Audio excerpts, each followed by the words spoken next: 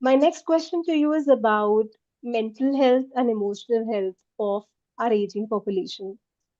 There was a national survey done by Ministry of Health and Family Welfare. It was a longitudinal aging study of India in 2016. And that mentions one third of the elderly population exhibits depressive symptoms. And these were only those which are reported. A huge chunk, of prevalence, it goes undiagnosed completely. So, from your perspective, ma'am, how can one be emotionally self-reliant and say mentally fit?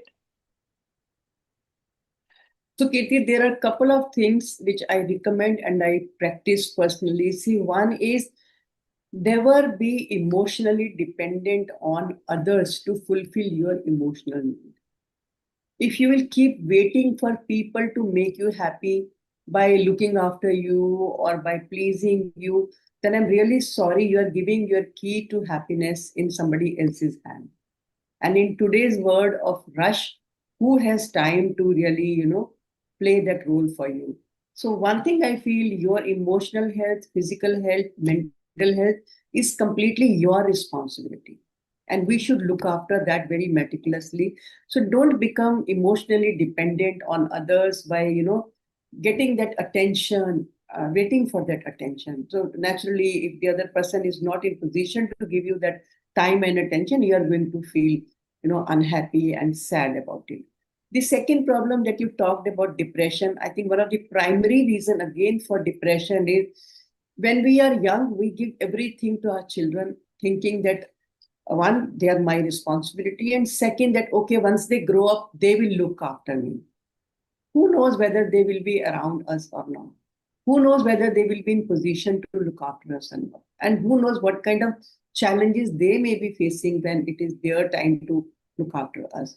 So, whenever you invest your time, money, energy, thinking and hoping that my children will tomorrow look after me, again, you are kind of having an expectation that may get fulfilled, then that may not get fulfilled. And the huge disappointment is when those expectations are not fulfilled for some reason, could be any reason, and then you are not only you not only repent but also you're resentful. So that comes in your interaction with people, especially with your children and family, where you blame them for being not very caring or very affectionate or very looking after kind of a thing.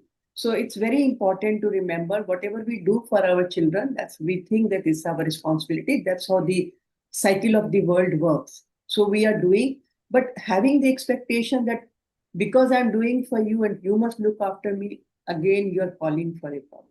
Do it with the message that Bhagavad Gita says, do without any expectation of reward. When you do with this intention, you don't blame them, you're not unhappy. And look after yourself. I think I have always emphasized on self-care. In my previous videos also, if you remember, we talked about if you don't look after yourself, nobody will look after you. And you are your primary responsibility.